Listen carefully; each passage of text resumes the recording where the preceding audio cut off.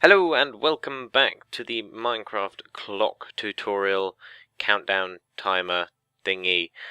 This is basically just a wrapping up final episode where I go over a couple things. I have said before, like this one is to start the clock, this stops the clock with constant signal. A couple things I am going to add this episode, and that is a way of admitting a redstone signal when the clock face is on a number of your, yes, you, pointing at you, well, I'm pointing at my screen, your desire to, I don't know, inflict pain on your fellow Minecraft users in adventure maps or whatnot. So let's get started. To begin with, we want this on 0, 0, just because it's easier to do that way. Now, let's get a button. Here we go. Now, I've probably said in a previous episode, do not use these buttons because they don't work anymore. Use the buttons up here, and wait for it to complete a full cycle, because otherwise you will irritate yourself and push blocks out of place. Not saying I've done it, promise. So right, we're just waiting for the diamond block to cycle around. It shouldn't take too long.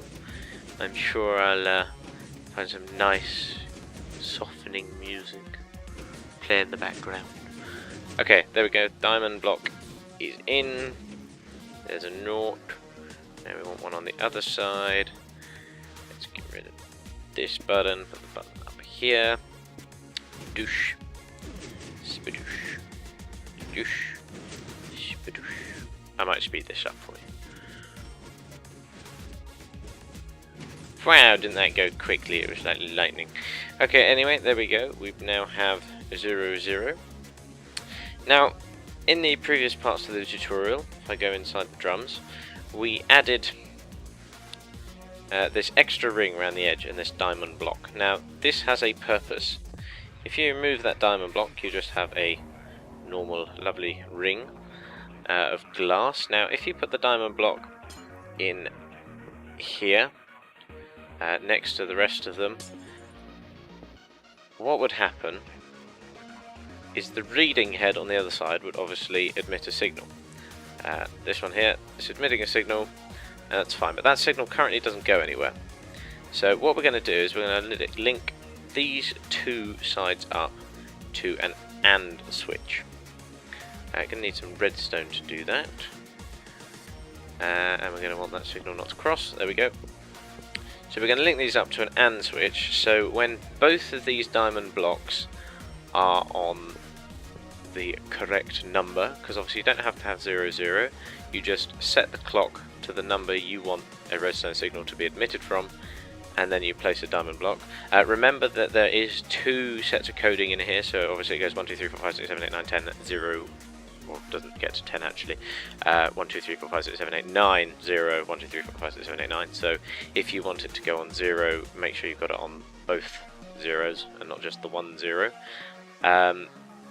Alternatively, if you want it to go on one number and then another number, you could use that to your advantage. Okay, so now what I'm doing is I'm just building from this outer head here, or repeater, going up in a stepwise fashion, and putting those redstone blobbies on top, and just running it through above all of these prongy bits, using my classic terminology there, good old prongy bits, and just making sure none of it is connecting to anything. Obviously we're stepping down here so it doesn't activate this piston, which would cause lots of bad things to happen. We'll add a repeater in here. Actually, nope, I haven't done much prep for this video, as you might notice, but I know what I'm doing-ish. You get to see me in the kind of design phase a bit, because I literally have only just really kind of gone, okay, got a couple comments, so do it. So for you guys, I'm doing this. It was gonna wait a little bit longer, but if you give me the comments, I will come through for you. I will. I'll do it. If you keep pestering me. Right, that's not going to work. It needs to come away from here and the block go on top of here, like that. And then we don't want to come out of our confinement of the edge of the clock itself. I'm trying to keep everything within or behind the face, so nothing can be seen from in front of it. Right, now we're going to have the AND switch in this gap over here, I think. So we'll go up one more time and we'll pop the AND switch here. Now, the AND switch is a very simple device. You've probably seen it before. All it involves is 2 torches like that and a torch here. These 2 torches turn off this torch. We'll place a block, not there, but here, a piece of redstone, and this is where the signal will come out. It will be an on signal. If you don't want it to be an on signal and you want there to be a signal until the clock reaches a time, then just remove the torch and connect the redstone up to this piece. That's how you do that. Right, let's finish connecting these to it. So now what will happen when I connect this up is that torch will go out because there's a signal being received from the head down there, or the repeater. I suppose I called it a head before, so I'm calling them reading heads. Right, so now these blocks need to come along and join up to this redstone, like so. Boom! We now have a signal coming out of here, and obviously if it spins round, which I'll just do now, clunk, voila, there's now no longer a signal coming through. Okay, so what we're going to do now is we're going to bring all the signals out this way, because we want all the signals out this way,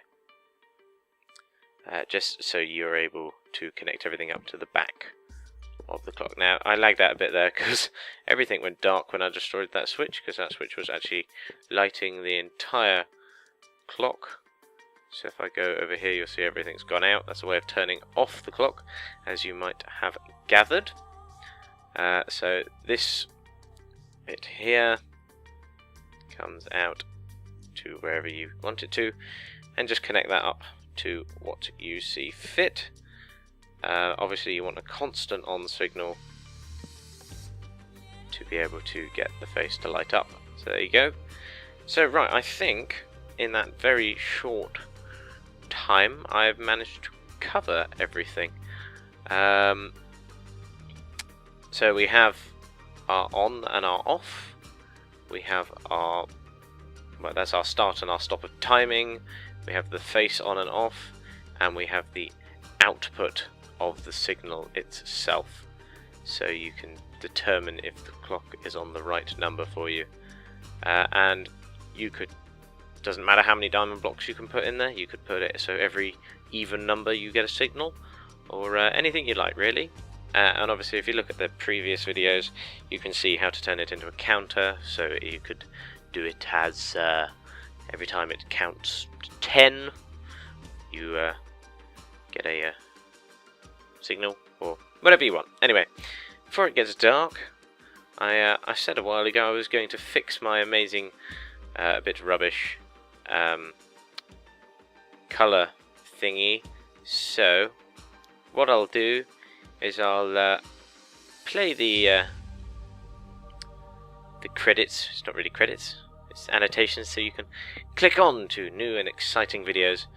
I'll play that now, and if you stay for after, there'll be a little probably very boring extra of me doing exactly what I'm doing now and trying to make this thing spin. So thanks for watching, subscribe, like for more tutorials like this. I've got a couple of Minecraft tutorials in mind, but I need the likes to know that you enjoy these videos.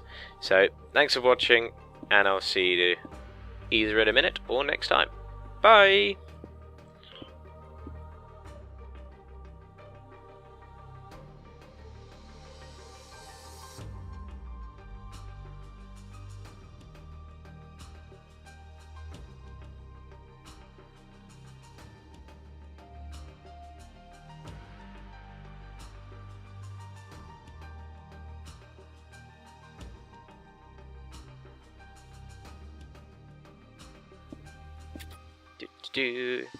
Okay. Okay, so we're gonna force these. Let's make it daytime.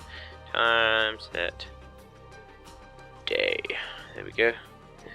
We're gonna force these colored blocks back into place, like that. There we go. That's a redstone lock here. Disconnect all the other redstone that we don't want connecting up to it because that's bad. Just a lever on the end and spadoosh. There we go. Now we need to force. Actually, we need to destroy all of these. Like that. This is actually the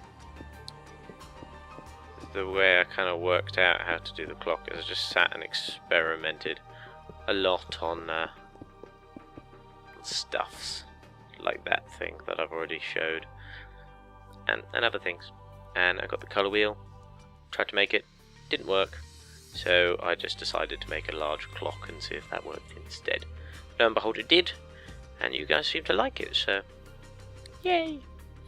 Right, we need to just make sure this is set at a high enough value. Fingers crossed that works. If not, I'm sorry, and this will be a very boring bonus bit. Let's see if we're spinning. Ah, look at that. Never mind. It was never gonna work. You know what? Just for your amusement. The color wheel of awesomeness just never really... I could never really be bothered to do it, basically. And here we go, for your viewing delight. Let's blow the hell out of it. Bye bye color wheel of awesomeness. Ooh. Boof. There we go. Thank God for that. I absolutely despise that thing. I think I blew up this as well. And oh, that was... Alright, see you around.